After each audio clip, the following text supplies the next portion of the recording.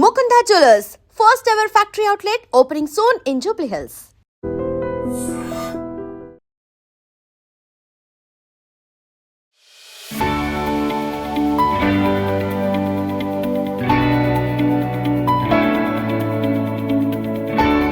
So present మనం అరకు గిరిజన సంతలో ఉన్నాం. జాతరను తలపిస్తోంది.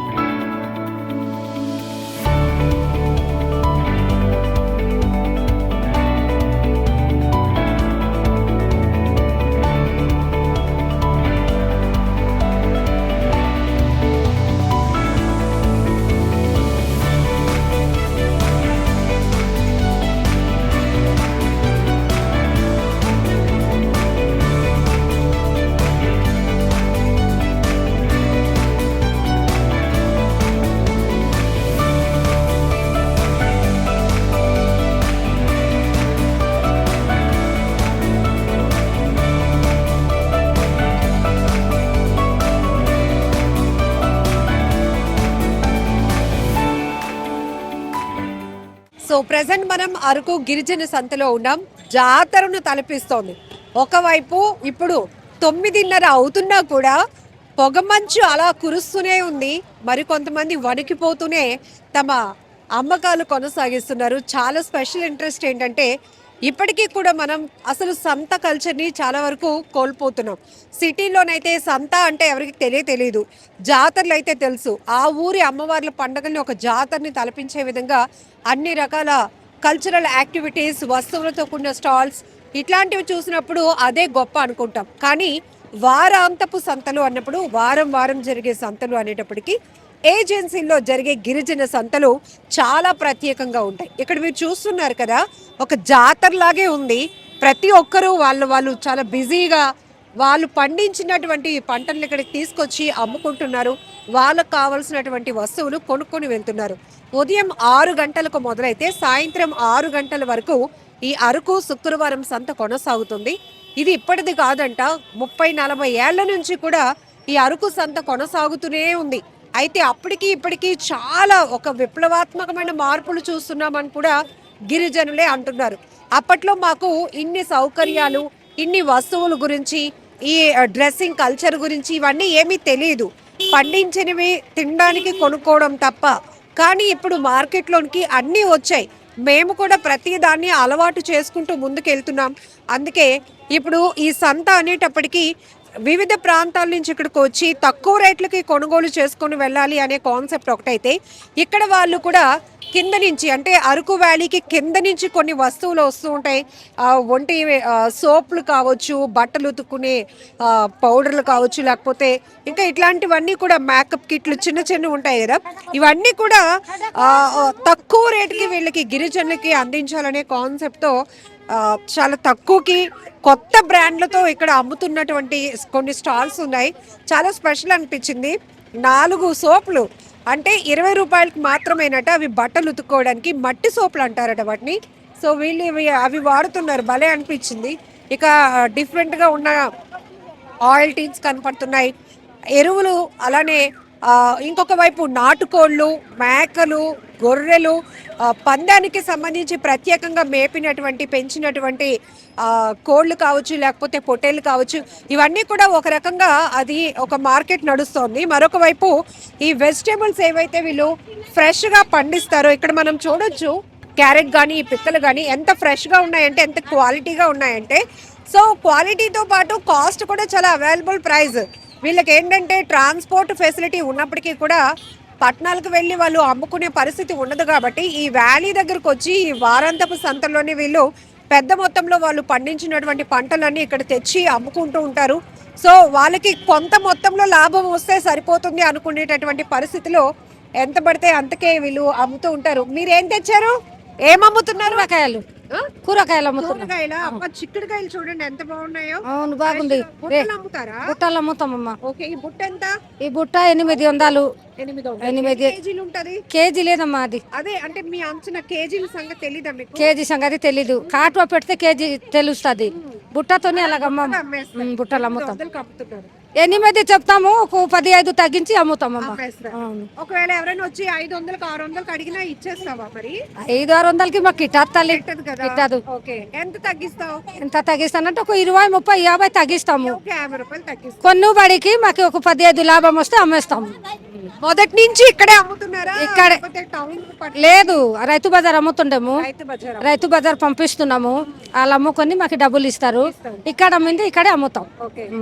ఇప్పుడు రైతు బజార్ లో అమ్మే వాళ్ళకి ఇవ్వడం వల్ల బాగుందా, ఇక్కడ మీరే తెచ్చుకొని అమ్మడం వల్ల మీకు? అన్ని సమానమే అమ్మా. పోయింది పోతుందమ్మా, వస్తుంది వస్తుంది, మరి ఏడ్ చేయాలా? పోయింది పోతుంది, వస్తుంది వస్తుంది. అది రేట్ ఉండినప్పుడు రూపాయి వస్తుంది, రేట్ తగ్గినప్పుడు కొంచెము తగులుతుంది, మరి ఏడ్ చేయాలా? మరి మీరేం కొనుక్కుంటారు సంతలో? సంతలో ఇదే కొనుక్కుంటున్నామమ్మా. మీరు ఇవి అమ్ముతున్నారు, కొన్ని అమ్ముతున్నాము. కొని అమ్ముకుంటున్నారు. అమ్ముతున్నాం. 15 లాభం వస్తే మళ్ళీ ఇచ్చేస్తాము. ఎంతమంది పిల్లలు? మాకు ఇద్దరమ్మా. ఇద్దరు పిల్లలా? చదివిస్తున్నారా? అయిపోయింది, పెళ్లి అయిపోయింది. పెళ్లి అయిపోయిందా? ఓకే. పాప ఒకటే, బాబు ఒకటే. ఓకే. పాపకి 3, బాబుకి 2. పెళ్లి అయిపోయింది, చేశారు కానీ మీకు మొదటి నుంచి తెలుగు మాట్లాడడం వచ్చా? వచ్చు. మీరు ఏదో భాష మాట్లాడతారు. ఏదో భాష అంటే మా ఒడియా భాష. ఒడియా భాష. ఓకే, ఒడియా భాష, కోంద్ భాష. అది కోంద భాష మాకు రాదమ్మా. రాదు. మాకు రాదు, ఒడియా వస్తుంది. కోంద అంటే మాకు రాదు. నేర్చుకున్నాడు. తెలుగు నేర్చుకున్నాం అంటే సామంతులకి ఆ భాష వస్తుంది, మేము ఏజెన్సీలకి వస్తా. సామంతులు అంటే సామంతులు అంటే ఆ భాష మాట్లాడతారు కదా వాళ్ళు. మేము కొంచెం బాగా గొప్పగా ఉన్నవాళ్ళు. లేదు, మాలగా ఉంటారు కానీ వాళ్ళు కొద్ది ఏర జాతిలు. మేము వాల్మీకు, మేము వాల్మీకు. ఓకే. ఏంటి ఇప్పుడు 9:30 అవుతున్నా, ఇంకా చలి బాగా ఉంది. మరి ఏజెన్సీలు అలాగే, భలే ఉంది. భలే పోతా. ఏజెన్సీలు అలాగే. మీ దిగులాగా లేదు కదా మాకు. మీకు ఎక్కువ కరెంట్ అక్కడ ఉంటుంది, మాకు చలికాలం ఇక్కడ ఎక్కువ. ఏజెన్సీలోని బాగా చల్లి, చూడు ఎలాగ చలికి తట్టుకోలేదు. భలే మాట్లాడుతున్నారు. ఎస్, చూసారా? ఎందుకంటే ఇక్కడికి వచ్చిన తర్వాత కొంతమందితో మాట్లాడితే కూడా అదొక హ్యాపీనెస్. జనరల్ గా చాలా మంది వాళ్ళు ఏంటంటే ఒక రకమైనటువంటి మొహమాటంతో, సిగ్గుతో ఎవరైనా కెమెరా పెడితే వెంటనే మొహం తిప్పేస్తూ ఉంటారు, మాట్లాడరు కదా. భాష మీ భాష మాకి కొంచెము బాగుంటది, మా భాష నీకు కొద్దిగా అర్థం అవ్వాలనేసి మాట్లాడతాం. మీరు అది సరదా కోసం మీరు మాట్లాడతాం. సో చూసారా, ఆవిడ చెప్తుంది సరదా కోసం చక్కగా మాట్లాడుతున్నాం, మేము కూడా భాష నేర్చుకుంటున్నాం. ఎందుకంటే ఇక్కడికి వచ్చే వాళ్ళు అందరూ డిఫరెంట్ తెగల వాళ్ళు వస్తారు కాబట్టి ఎక్కువగా ఒడియా, కోందు భాష, మనకి ఎక్కువగా ట్రైబల్ ఏరియాస్లో కోందు భాష మాట్లాడుతూ ఉంటారు. అది మనకు అర్థం అవ్వదు, కానీ వీళ్ళు మాత్రం ఇప్పుడున్న మార్కెట్ డిమాండ్ ప్రకారం వస్తువులు ఎలా అమ్మాలి ఈ నాలెడ్జ్ తీసుకోవడంతో పాటు భాషను కూడా ఇంప్రూవ్ చేసుకున్నారు. వాళ్ళ డ్రెస్సింగ్ కల్చర్లో కూడా చాలా డిఫరెన్స్లు వచ్చేసాయి. సో ఇక్కడ మాత్రం చూస్తున్నాం కదా, మన అరకు సంత మాత్రం ఒక జాతరని తలపిస్తోంది. ఎందుకంటే ప్రతి శుక్రవారం జరిగే ఇక్కడికి ఎక్కువగా ఎవరు వస్తారు అంటే, ఇక్కడి నుంచి తక్కువ మొత్తంకి కాస్త అవైలబిలిటీ ప్రైస్కి గిరిజనుల దగ్గర కొనుక్కొని కొంచెం ఎక్కువ రేటుకి అమ్ముకోవాలనే కాన్సెప్ట్ ఉన్న వాళ్ళు ఎవరైనా ఇక్కడ, ఎందుకంటే కేజీల లెక్కన వీళ్ళు అమ్మరు, బొట్టల లెక్కన ఇలా చూసారు కదా, బస్తాల లెక్కన అట్లా అమ్ముతారనమాట. అలా అమ్మినప్పుడు వాళ్ళు ఒక 800 రూపాయలు ఏదైనా వస్తువు ఒక బస్తా కాస్ట్ చెప్పారనుకోండి, ఇంచుమించుగా అటు ఇటు బేరంలో ఎంతో కొంతకి అటు రూపాయి ఎక్కువకైనా రూపాయి తక్కువకైనా ఇచ్చేయడానికి రెడీగా ఉంటారు. మనలాగా ఇక్కడ వారాంతపు సంతలో, గిరిజన సంతలో ఫిక్స్డ్ రేట్ బోర్డులు కూడా ఎక్కడ ఉండవు. మనం మీరు అబ్జర్వ్ చేస్తే కనుక పొగాకు, జీరుకల్లు, అలానే వీళ్ళు వ్యవసాయానికి ఉపయోగించే పనిముట్లు, ఫ్రెష్ కూరగాయలు, అన్ని రకాల కూరగాయలు ఎంత తాజాగా ఎంత ఫ్రెష్గా ఉన్నాయంటే చాలా, అసలు చూస్తేనే చాలా ఇమ్మీడియట్గా కొనాలి అనిపిస్తుంది. ఇంకో రకంగా చెప్పాలంటే ఏవైనా శుభకార్యాలు అవి జరిగినప్పుడు, ఫంక్షన్స్ ఉన్నప్పుడు క్యాటరింగ్ వాళ్ళు కానీ లేకపోతే కుక్ చేసుకోవాలి అనుకునే కాన్సెప్ట్ ఉన్న వాళ్ళు కూడా సంతలకు వచ్చేస్తూ ఉంటారు. ఇక్కడికి వచ్చే మంచి ప్రైస్కి ఇవన్నీ కొనుక్కొని వెళ్తూ ఉంటారు. సో ఇన్సైడ్ చూసాం కదా, ఒకవైపు నాన్ వెజ్ మార్కెట్ అనుకోవాలి, నాటుకోళ్ళు, పొట్టేళ్ళు చాలా యాక్టివ్గా అమ్ముతున్నారు. ఇంకొక వైపు రోడ్డుకి ఇరువైపులో అయితే కనుక ఫ్రెష్ వెజిటేబుల్స్ అమ్ముతున్నారు. ఇంకా ఇన్సైడ్ మనం సంత లోపలికి వెళ్తే దాదాపు 100 పైనే స్టాల్స్ ఉన్నాయి. చామదుంపలా అమ్మ బాబాయ్, ఒక్కొక్కటి ఇంత కేజీ ముక్కలు కావస్తూనే ఉన్నాయి సార్. చిన్నవి దొరుకుతాయి కదా,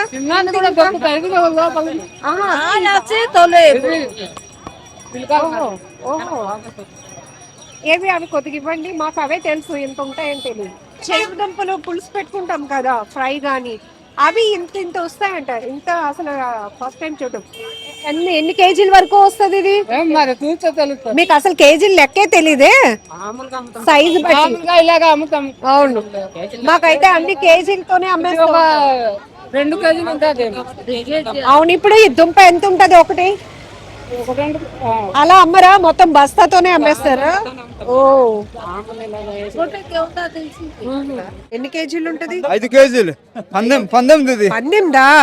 ఏం పెడతారు మరి దీనికి? పందెం కోసం పెంచే వాటికి పెంచడానికి ఇది ఉల్లిపాయలు, ఉల్లిపాయలు, మంచి ఎల్లి అల్లం మసాలా పదార్థ దీనికి పెడితే కొట్టేస్తుంది అనమాట. కొట్టేస్తుంటారా? కొట్టేస్తుంది పందెంలో. లేదు లేదు, పేరు పెట్టలేదు కానీ ఇది పందెం అయితే బాగా కొట్టేస్తుంది. ఒక పందెం కోడి కాబట్టి 30,000 40,000 కొట్టేస్తుంది ఇది. ఇంకా వాస్తవం ఇది, ఎందుకంటే ఆ విషయం మాకు తెలుసు కాబట్టి. అది అందుకే చెప్తున్నాను. పక్కగా దీనికి పందెం వల్ల అయితే ఒక కోడికి 4,000. ఇది సంవత్సరం అయింది మేడం, సంవత్సరం అయింది. ఇది పందెంకి అయితే పక్కగా కొట్టేస్తుంది. ఇప్పుడు మామూలు కోళ్ళు, పందెం కోళ్ళు ఎలా గుర్తుపట్టాలంటే బాగా ఎగురుతాయి కదా, ఎగిరేసి తనేస్తాయి, దాన్ని బట్టి కొట్టేస్తుంది అన్నమాట. అది ఇప్పుడు మేము కొనుక్కున్న వాళ్ళమి ఇది పందెం కూడా ఎలా ఎలా తెలుసుకోవాలంటే దీనికి మనకు తెలుసు, ఎందుకంటే ఎగిరిది. కొనుక్కున్నాను అనుకోండి, నాకు తెలియదు కదా, అప్పుడు ఎలా తెలుసుకోవాలి? ఎలా తెలుసు అంటే ఎగిరి బట్టి తెలుస్తుంది. దీనికి తనేస్తుంది అన్నమాట. దీనికి పందెం కన్నా తనేస్తే దానికి పందెంకి 30,000 40,000 కట్టేస్తారు అన్నమాట. అంతే కదా బా? మాట్లాడు ఒకసారి, మౌత్లో మాట్లాడు. మీరు కొనడానికి వచ్చారా? కొనడానికి వచ్చామండి. పందెం కోళ్ళు ఎలా తెలుసుకోవాలి? పాపం చెప్పడం రావట్లేదు. పందెం కోళ్ళు అంటే ఇవి పెరగాలమ్మా, ఆర్లు పెరగాల, పెద్దవి రావాలి ఇవి. కాలు దగ్గర ఇవి పెద్దవి రావాలి, ఈ పొడవు రావాలి. అంతే అప్పుడు ముదిరిన కోడి అని మనకు అర్థం అవుద్ది, తెలుస్తుంది. అదే. సో వీళ్ళు గిరిజనులు, ట్రైబల్స్ మంచి స్ట్రాంగ్ గా ఉంటారు, ఎంత పనినా చేసేయగలుగుతారు. సో వీళ్ళు పెంచే కోళ్ళు, మేకలు, మేతలు అలాగ ఉంటాయి, బాగుంటాయి, బలంగా ఉంటాయి. ఇప్పుడు మీరు ఇది ఎన్ని కేజీలు ఉంటుందని చెప్పారు? ఇది 3.5 4 కేలు వస్తుంది మేడం. డబ్బులు ఎంత చెప్పారు? 7,000 చెప్తున్నారండి. 7,000 చెప్పారు. మరి అరకు సంతలోకి వస్తే ఏ వస్తువైనా చాలా అవైలబుల్ ప్రైస్ అంటారు కదా, సో ఇప్పుడు వీళ్ళు 7,000 చెప్తే దీని ఎంతకి బేరంకి వెళ్ళొచ్చు అంటే మీ ఐడియా? మా అయితే 3,000 3,500 వెళ్తుంది మేడం. సగానికి సగం. సగంకి వెళ్తుంది అంతే. మరి సిటీలో అయితే 3,000కి ఇవ్వరుగా? అక్కడ ఎక్కువ ఉంటుంది అది. మరి మా కొండ మీద మా ఇచ్చేస్తాం. ఇక్కడ మీరు ఎక్కడి నుంచి వచ్చారండి? మాది ఇదేనండి, అరకేనండి. అరకు సంత ఎన్నాళ్ళ నుంచి మీకు తెలిసిన నాలెడ్జ్? మా చిన్నప్పుడు తెలుసు, అది పూర్వం నుంచి ఉందండి సంత. అన్నీ ఉంటాయి ఇక్కడ, ప్రతి ఒక్కటి దొరుకుతాయి. కొండ మీద పండే సరుకులన్నీ దొరుకుతాయి, తక్కువ రేటు దొరుకుతాయి. అందరూ కింద వాళ్ళు అందరూ కొనుక్కొని వెళ్ళిపోతారు ఇక్కడ నుంచి. మేకలు కూడా ఎక్కువ వస్తాయి ఇక్కడ బాగా. మేకలు కాకపోతే కొంచెం సోప్సా? ఏ సోప్స్ ఇవి? బట్టల సోప్సా? మట్టి సోప్సా? ఈ బట్టలు ఉతుకుతారా వీటితో? ఎంత ఇవి? 420 రూపాయల? మళ్ళీ ఇవి ఎక్కడైనా ఇంకా అమ్ముతారా? ఓన్లీ అరకు ఓన్లీ సంతలోనే అమ్ముతారా? ఓ, ఇవేంటి ఎవరో పెద్ద ఆయన బొమ్మ ఉంది? అది కూడా బట్టల సబ్బు అండి, నిశాన్ అంటారు. ఇవెంత? 50 రూపాయలు 3 సబ్బులు ఉంటాయి. బట్టల సోపులేనా? ఓ, ఇది అవేనండి బట్టల సబ్బులు. ఇక్కడ మరి వంట సోపులు కూడా వేరే ఉంటాయి కదా, అంటే వేరే బ్రాండ్లు, అంటే ఎక్కువ కాస్ట్ కాకుండా తక్కువ రేట్లో ఉంటాయండి. పేర్చలేదు కాకపోతే ఇంకా నిర్మా బోల్ ఉంటాయి, సబ్బు ఉంటాయి. ఇప్పుడు మన మార్కెట్ లో దొరికేవి కాకుండా సంతల్లో తక్కువ కాస్ట్ దొరుకుతాయి. కొంచెం ముందుకు రండి. ఓకే, ఇంకా మీరు ఎన్నాళ్ళ నుంచి సంతలో చేస్తారు? 8 సంవత్సరాలు అవుతుంది. 8 సంవత్సరాల నుంచా? అరకు శుక్రవారం జరిగే సంతకి ఎక్కువగా జనాలు ఎక్కడెక్కడి నుంచి వస్తారు? ఒరిస్సా మన మొత్తం ఒక 6 మండలం నుండి వస్తుందండి. 6 మండలాల నుంచి వస్తారు. ఎన్ని గంటల నుంచి ఎన్ని గంటల వరకు జరుగుతుంది? ఇది ఉదయం 6 నుండి సాయంత్రం 6 గంటల వరకు అవుతుంది. ఉదయం 6కే స్టార్ట్ అయిపోద్ది అంటే అసలు 9 అవుతున్నా కూడా ఇంకా మంచి చలికాలం కదండి, చలికాలం వల్ల అలాగ ఉంటుంది అంతే. అంటే ఇప్పుడు వాళ్ళు పండించి పట్టుకొని వచ్చే వాళ్ళైతే ఇంకా ఆల్రెడీ లక్షవరం కూడా వచ్చేస్తారండి. లక్షవరం సాయంత్రం 3 4 స్టేజ్ వచ్చేస్తారు, వచ్చి అమ్ముకొని మళ్ళీ శుక్రవారం వరకు ఉంటారండి అలా. అది ఏమేమి దొరుకుతాయి ఇక్కడ? ఇక్కడ వారి విత్తనాలు మొత్తం టోటల్ సామాన్లు ఇవన్నీ ఉంటాయి. సామాన్లు ఈ ఏంటి అల్లము, మిరపకాయలు ఇవన్నీ ఉంటాయండి. వాళ్ళు ఇంకా పంట వేస్తాం. దినుసులు గట్ట మినుములు అన్నీ ఉంటాయి. దినుసులు, కందిపప్పు అన్నట్టు మొత్తం అన్నీ ఉంటాయి. చిక్కుడుకాయలు, బీన్స్ అన్నీ ఉంటాయి. సో మీకు కావాల్సినవి ఇక్కడ కొనుక్కుంటారు, మీరు తెచ్చిన బయట నుంచి తెచ్చి ఇక్కడ అమ్ముతుంటామండి. సో అప్పటికి ఇప్పటికి బాగా డెవలప్ అయినట్టుంది. బాగా అయింది, బాగా అయ్యాయండి, బాగా పెరిగాయి. ఈ కరోనా వచ్చిన నుండి ఇంకా షాపుల్స్ అన్నీ బాగా పెరిగాయి. Thank you. ఓకే. ఈ టైం 9 అయినా కూడా అరకులో ఉన్నాం. అరకు సంతలో ఎవరు మాట్లాడుతున్నా వాళ్ళ నోట్లో నుంచి ముక్కులో నుంచి పొగ మంచి వస్తోంది కదండి. ఇప్పటికి ఇంకా వస్తుంది, ఇప్పుడు కూడా మంచి ఎక్కువ బాగా. చలి. సో మీకు తెలిసి ఈ సంత, అరకు సంత అనేది ప్రతి శుక్రవారం, అప్పుడు కూడా శుక్రవారం అయినా జరిగేదండి. అప్పుడు శుక్రవారమే. మీ ఫ్యామిలీ నుంచి ఇది? మా తాతగారి నుంచి ఇక్కడేనండి సంత. ఓకే. అప్పటికిప్పటికి ఎలా ఉందండి సంతలో మార్పు? జనాల ఇష్టాలు, వస్తువులు కొనుగోలులో కూడా చాలా మార్పులు వచ్చాయి కదా. మార్పులు కొంత వచ్చాయి బాగానే అప్పుడు మీద. మీకు తెలిసిన నాలెడ్జ్ అంటే మీరు ఏ వయసులో ఉన్నప్పటి నుంచి సంత మీకు పరిచయం? 30 సంవత్సరాల పై నుంచి సంత చేస్తున్నాను. అప్పట్లో ఏముండేవి అరకు ఏజెన్సీ సంతలు అంటే? అన్ని ఐటెంలు ఉంటాయండి, కాయగూరలు అన్నీ ఉంటాయి, దినుసులు అన్నీ ఉంటాయి. అంటే వీళ్ళు పండించినవి ఇక్కడ ఇక్కడ వీళ్ళు పండించినవి ఇక్కడ తెచ్చి అమ్ముతారు ఇక్కడ. అంటే కొన్ని మేము చూసాం, సోపులు కానీ, సర్ఫ్లు కానీ, ఈ పౌడర్లు, టూత్ పేస్ట్లు కానీ, ఇవన్నీ అంటే మనకి వేరే బ్రాండ్లు కనపడుతున్నాయి తక్కువ కాస్ట్లో. అవి చాలా కొత్తగా అనిపించింది. అవన్నీ కింద నుంచి వస్తాయండి, ఇక్కడేం కాదు. అది కింద నుంచి పట్టుకొస్తారు, పట్టుకొచ్చి సంతల్లో కూర్చొని అమ్ముతుంటారు. సో మీరు మొదటి నుంచి కూడా పొగాకు స్టాల్? ఫస్ట్ నుంచి మా తాతల గారి నుంచి కూడా. ఇదంతా ఎంత ఉంటుంది అంటే? జనరల్ గా ఇది ఓపెన్ మార్కెట్ కాదు, బట్ సంతల్లో ఓపెన్ గా ఇది చెప్పలేమండి, వారం ఒకలా ఉంటుంది, వారానికి ఒకలా ఉంటుంది బిజినెస్. చెప్పలేం. అంటే ఇప్పుడు ఈ ఆకుల్లో ఒకసారి పట్టుకోరా కట్ట, ఈ ఆకుల్లో ఉంది కదా, ఎట్లా తీస్తారు దీన్ని? ఇది ఇక్కడ కాదండి, ఇది వెస్ట్ గోదావరిలో తయారవుతుంది. అక్కడ నుంచి వస్తుంటుంది, అక్కడ నుంచి. దీంట్లో కూడా మళ్ళీ క్వాలిటీస్ ఉన్నాయి. దీంట్లో బోల్డ్ క్వాలిటీస్ ఉంటాయి. ఎంత ఉంటుంది అంటే హై కాస్ట్ అయితే ఎట్లా? కేజీ 200, 300, 400 కూడా ఉంటుంది. ఎక్కువగా గిరిజనులు అనేది ఇంక ఈ పొగాకు దూరం అవ్వలేదు.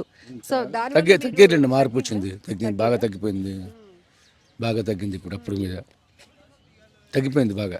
సోప్స్ కావచ్చు, ఆయిల్స్ కావచ్చు, కావలసినటువంటి వంటకాలకు సంబంధించి పిండి వంటలు కూడా అక్కడికక్కడే వేసి స్టాల్లో పెట్టి అమ్మేస్తున్నారు.